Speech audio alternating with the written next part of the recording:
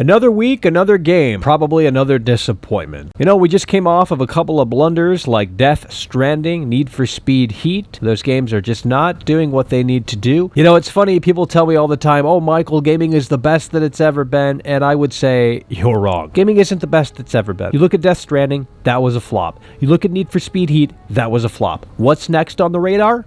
Jedi the Fallen Order. And that, to me, is not looking all that hot. Let's get into it. First of all, the review embargo. This is usually a telling sign on whether or not a guaranteed sign, but a telling sign on whether or not, the game is going to be good or not. And the review embargo for Jedi Fallen Order drops literally hours before the game is publicly available, which tells me that the publisher, EA, isn't necessarily all that confident in Jedi Fallen Order.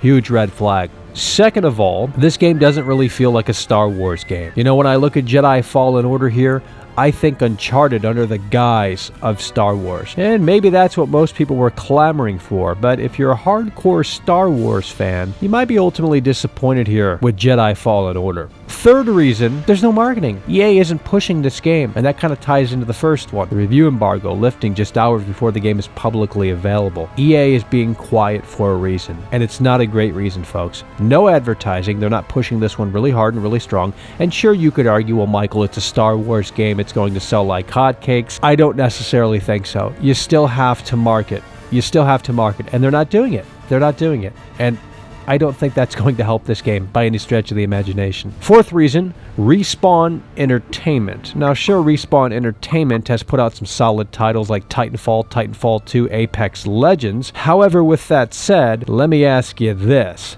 How many people are playing Titanfall in late 2019 here? Exactly. No one. How many people are still playing Apex Legends here in late 2019? Exactly. No one. You see the trend here with these Respawn Entertainment titles? They come out fairly solid scores, but then they quickly dissipate. And I have a feeling that that's exactly what's going to continue here. This trend is going to continue here with Jedi Fallen Order. And last but not least, this game is already being discounted. Target just ran a sale where you could pick up Jedi Fallen Order for $35. In addition to that, you can play Jedi Fallen Order for $15 on Origin Premier. Huge red flag. What is going on with this game? I don't understand it, but I'll tell you this right here and right now. I'm not saying it's guaranteed to flop. With all of that said, I'm not saying that this is guaranteed to flop. However, there are many reasons to be concerned if you're a Star Wars fan.